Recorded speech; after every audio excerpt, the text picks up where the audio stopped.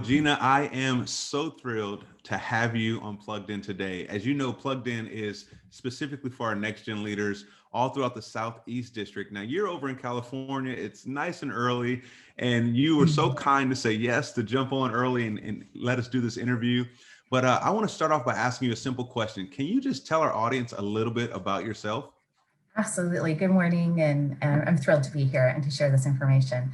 Um, my name is Gina Thompson. I am a grief recovery specialist, certified and trained by the Grief Recovery Institute, which is a nonprofit organization established over 35 years ago.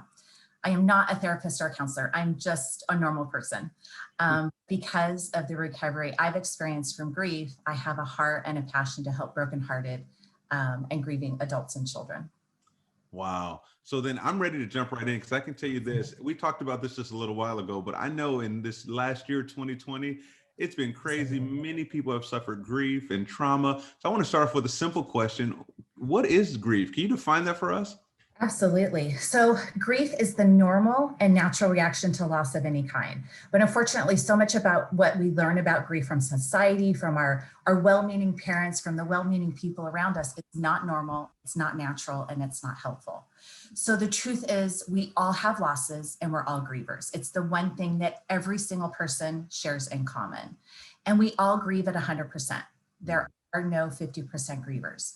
While our losses are different and the intensity that we feel the loss is unique to each individual, the fact that we all are all grievers is shared. Grief is also, and I think this particular definition is such an example of what we as a world are experiencing right now, is that grief is also the conflicting feelings brought on by the end or change in a familiar pattern of behavior. That so accurately describes what we're all experiencing today. It is the conflicting feelings brought on by the end or change in a familiar pattern of behavior. Right. Over 40 life events that can cause a grieving experience. And two of the most common of those are death and divorce. Current situation causes grief too. And because it has brought on so much of the end of our familiar daily life. So it's interesting you say that when you say like death and divorce being some of the most common causes of grief. I was reading some studies. Obviously, with COVID, there's been some deaths and things of that sort that we've all heard about. I was reading some studies from China and from various other countries, and that their divorce rate is skyrocketing through this whole shut in through the pandemic and people being on lockdown. I mean, I can only imagine what's to come. We're seeing so much now, but I can only imagine what we'll find out on the end of all this thing. Let me ask you this. You mentioned a couple misconceptions that people kind of think about when they think about grief. What are some other misconceptions that you would like to share with us about what grief is or isn't? Yeah, so there's actually six kind of our biggies, pieces of myths and misinformation about how to deal with grief. And they're things, like I said before, that are unfortunately our well-meaning parents and society, the people around us, they think that these six things are going to actually help us to recover from grief, but I am here to tell you they are absolutely not going to help you. So the first one is don't feel bad.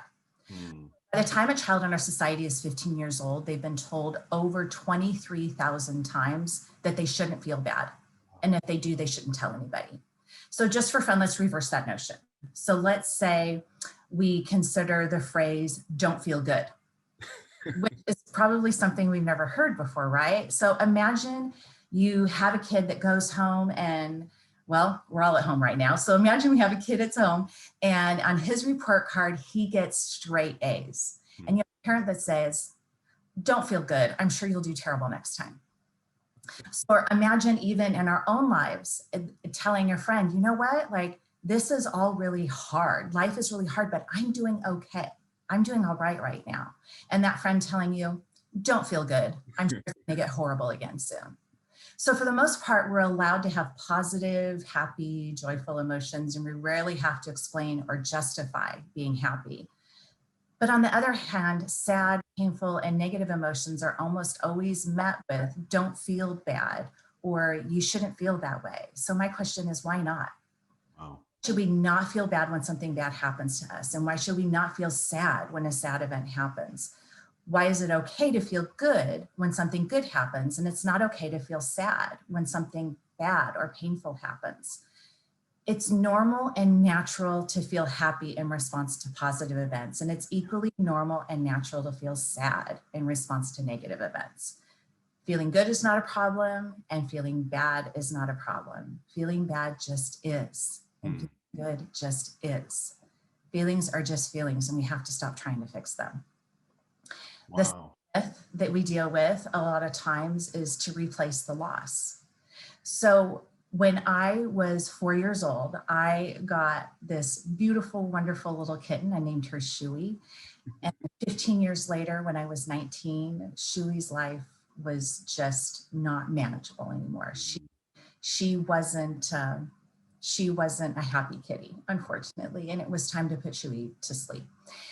And a very, very well-meaning friend, I had to put Shuey to sleep, and a very well-meaning friend brought me a new kitten the very next day. Oh. Because people think if we replace the loss, somehow that's going to help our grief. And that's another myth. It's another piece of misinformation. Replacing the loss is never going to help your grief. It's never going to actually help you recover and feel better from the grief that you're experiencing. The third myth is to be strong for others. So I know right now that we're all feeling the need to be strong for our kids, for our family, for our friends, for our community. Or maybe like me, I feel like I need to be strong for my coworkers and for my employees, for my daughter, who's an emergency room nurse. But what happens when we're being strong for everyone else?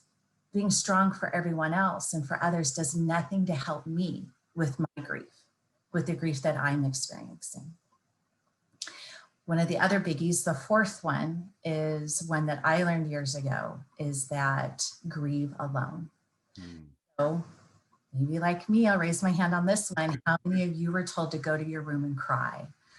Or maybe someone said, oh, just leave her alone. She's having a moment. Don't do it. Wow.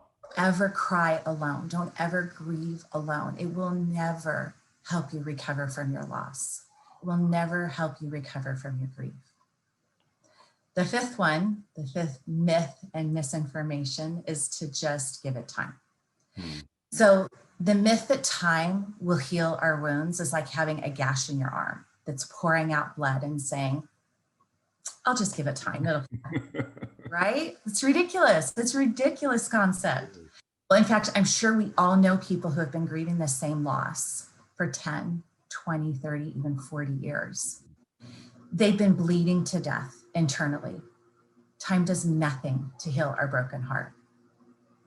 And finally, the sixth myth of the most common things that we go to that we think are going to somehow help us recover from our grief, that we think are going to help us get over our loss, is that I just need to keep busy. Somehow keeping busy is going to make that grief go away. All it's going to do is mask the grief. So loss is cumulative, and it's cumulatively negative. It doesn't get better with time. It actually gets worse. Oh my goodness. Gina, why do you think we as people do that? Like, why do we tell people? I love your the way you put this. We never say don't feel good, but we do say don't feel bad. Why do you think we're so quick to push those feelings aside? You know, as a society and as people, we're so comfortable with gaining things. You know, there's muscle memory. You know, somebody gets a new car and you're excited for them. But somebody loses a loved one, and it doesn't happen as frequently.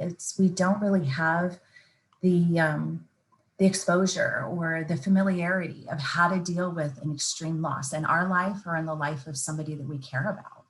And so we're such a society and a world of gain and of get and of accumulate. We don't acknowledge our loss and our grief and the things that hit us hard. Because it doesn't happen as frequently, we don't know how to deal with it. Wow. Well, let me ask you this, because I know we're all wondering, like, well, what then do we say? What are some things we should say to people who are grieving? Yeah. So let me begin this by saying that grievers aren't broken, therefore they don't need to be fixed. And I think that's a really important thing to say. I think especially in our Christian world and in our world working with youth and our world working with brokenhearted people, it's recognizing that they have a broken heart. Wow. They're not broken. And I think it's a phrase that I hear so often. Oh, they're broken. No, they're brokenhearted.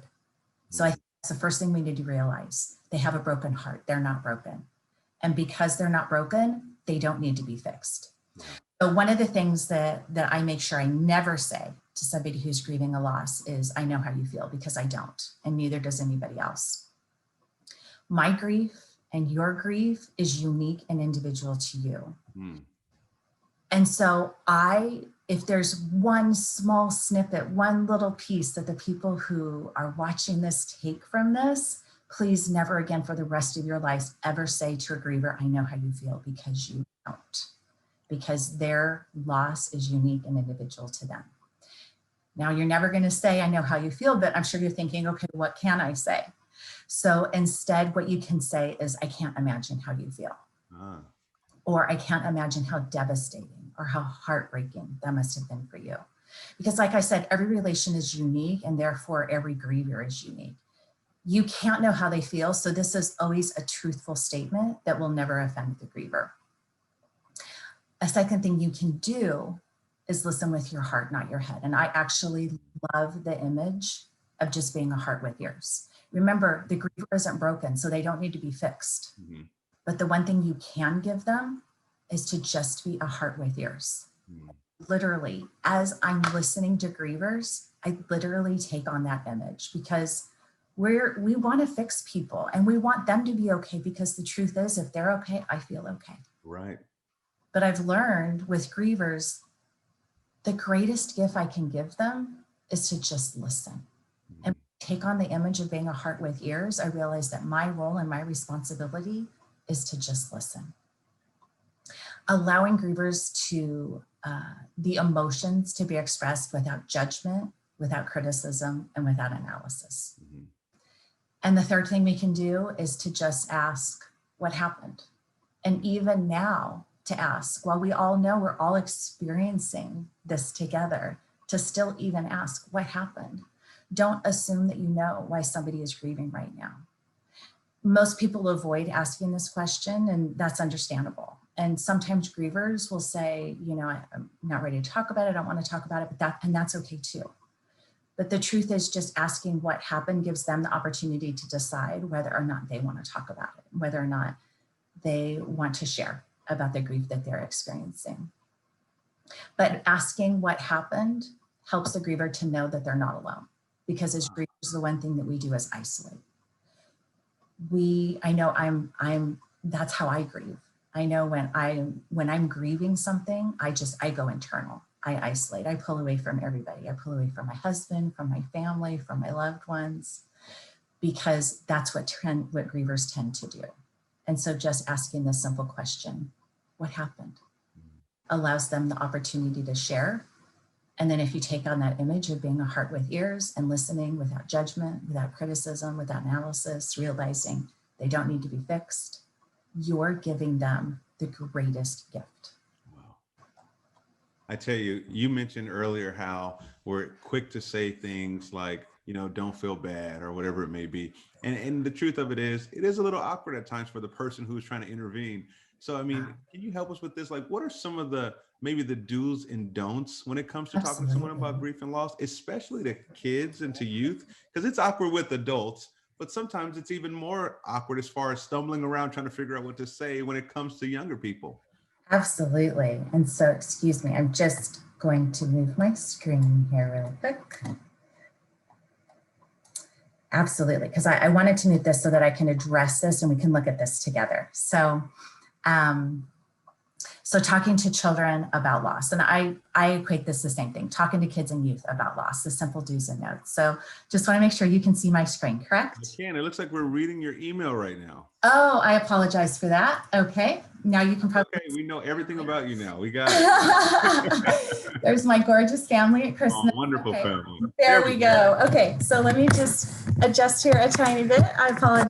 No worries. This is the truth of technology in these days. All right, so there we go. Talking to children and youth about loss. So our simple do's and don'ts. First off, go first. All right, you be an example of the person who can share You as the adult are the leader. If you're struggling with what's going on, if you're struggling with a particular situation, if you are talking about the pandemic and about COVID and about everything that's happening, go first. That's good. Second, tell the truth about how you feel. So this is the thing I've recognized over and over again. Kids know when we're lying and they know when we're covering up. So tell the truth. Tell the truth that's age appropriate, obviously, but do tell the truth. Don't try to sugarcoat it. Don't try to protect them, because they actually know. They know what's going on. They're waiting for someone to tell them the truth. Recognize that grief is emotional and not intellectual, and that sad or scared feelings are normal. Listen with your heart and not your head. And that's, I know, one of the things I just touched on. Remember that every child is unique. And like I said, their grief is unique. Just because you've experienced something that they're experiencing doesn't mean that you know how they feel. You don't know how they feel. Be patient and don't force the kids to talk. Wow. Just let them have the space and let them know you're available. Be a trusted person, but just being available. Things to not say to a child or a youth who has experienced loss is don't feel scared. Fear is common and it's a normal response. To tell them don't feel sad. You know, that's like we said, we hit on that earlier with the don't feel bad or don't feel good, right? Don't tell them how to feel. They know how they feel and they're allowed to have their feelings, and it's okay. Grief, feeling sad, feeling depressed, feeling down, feeling defeated, normal and natural reaction to loss. Don't ask them how they are feeling. Like adults fearful of being judged, they will automatically say, I'm fine. And in grief recovery, we call that Academy Award recovery, because we're all conditioned, right? We all have this initial response of, how are you? I'm fine. Yep. Because the truth is, I want to be fine. And I want you to think that I'm fine. Yeah. But the actual fact is, I'm not fine and you're not fine. We all have stuff we're struggling with. Right. Don't act strong. The greatest gift you can give to the kids in your life is to model what healthy grief is. And so for me, when I began my journey with grief and my journey with grief recovery, it meant that sometimes when I was cooking dinner, I was crying. Wow. Because I can cry and still function. And I could model that for my kids. My kids are now adults, but they know the grief is normal and natural. And they know that you can cry and still function, and that you can be brokenhearted and still function.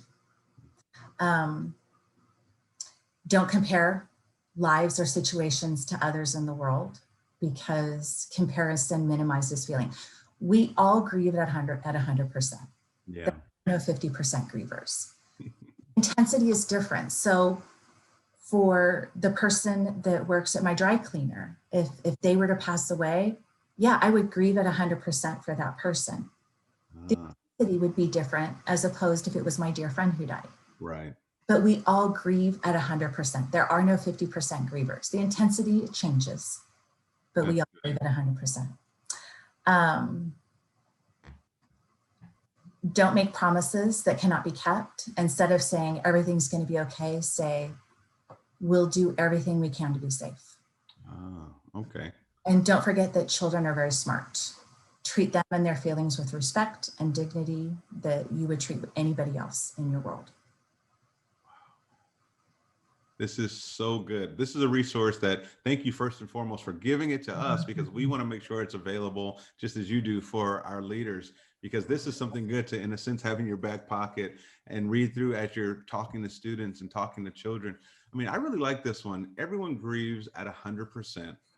And there are no 50% grievers. I like how you put that. We all grieve, but the intensity is different. So depending on who it is you're grieving for, what you're grieving about, the intensity level is different. That's a really good point of clarification, because I think a lot of times we bottle or push down a lot of our feelings, and we say, well, we didn't know that person that well, or we weren't very close to them in a relationship. But I think this brings a lot of clarity to that. There's still those feelings there, and there's still things that need to be dealt with, just maybe at a different level of intensity. Right. You know, and realizing that every person grieves at 100% also prevents us from comparing loss. Mm. So you have, for instance, you know, a person who doesn't have a good relationship with their mom and their family. And let's say that, Marcus, you have a fantastic relationship with your mom, and your mom dies and you're heartbroken, and that person's mom dies and they're just like maybe honestly relieved. Right. Say to them, I know how you feel. No, you don't, because they have a good relationship with their mom. We can't compare losses. Saying I know how you feel puts us in a position of comparing losses. That's right. Grief is unique and individual to every single person. And so avoiding that trap of thinking, well, you know, or for instance, it was just a dog, Right. right? You know, my home growing up wasn't very healthy. And my cat Shuey, who I got when I was 4 years old, carried a lot of my tears. Wow. Was the one constant source of unconditional love. A cat was the one constant source of unconditional acceptance in my home. And so for me, when Shuey died, it wasn't just a cat. Yeah. She was a source of comfort and peace and joy for me. Mm. So when people say, oh, it was just a dog or it was just a cat, you're comparing losses and you're also minimizing that person's grief. You're saying, oh, you know, it's okay. No, it's not. Everybody grieves at 100%. Well, I tell you, this is helping me tremendously. I know it's going to help our leaders so much to be able to watch this and then to read through that resource you gave there. Thank you so much for that. Let me ask you this, Gina, if we had leaders who wanted to contact you, whether it be just for some help or questions, or what's the best way for them to go about that? Sure. So there's a couple different ways you can get a hold of me. So at the bottom of that flyer that I know you're going to make available is all of my contact information. My website is www.scvgriefrecovery.com. It's the community I live in, the Santa Clarita Valley, so scvgriefrecovery.com. I'm on the West Coast. If there's anybody who's interested and would like to look into this more, maybe they're realizing, wow, grief is a bigger issue or something that I really want to tackle, something that I want to work with somebody on my own grief, contact the Grief Recovery Method. They're specialists exactly like me. They're a grief recovery specialist on every major continent, serving the 13 major religions on earth. And so the information that I have, there's people trained all over the world who have the exact same information. So if somebody's interested in learning more and working with a grief recovery specialist, contact the Grief Recovery Method, and they'll be happy to put you in touch with somebody in your area who would be more than happy to work with you. But if somebody has a question, please, I am passionate about helping grievers. I'm passionate about helping, really about equipping our youth with the correct information about grief so that as adults, they're not struggling like all the rest of us adults. What do I do with my grief? And how do I get over this? And how do I manage this? And let's equip our youth and our children while they're young. Let's give them the correct information about grief and loss so that as adults, they're not going to other things in order to mask or cover up their grief. So I'm more than happy to hear from anybody that has questions, or if I can be an additional resource, I am more than happy to help. Gina, thank you so much. It's been really great having this time. I learned again so much, and I know our leaders will be blessed as well. Thank you again for being with us. Thank you very much. My pleasure.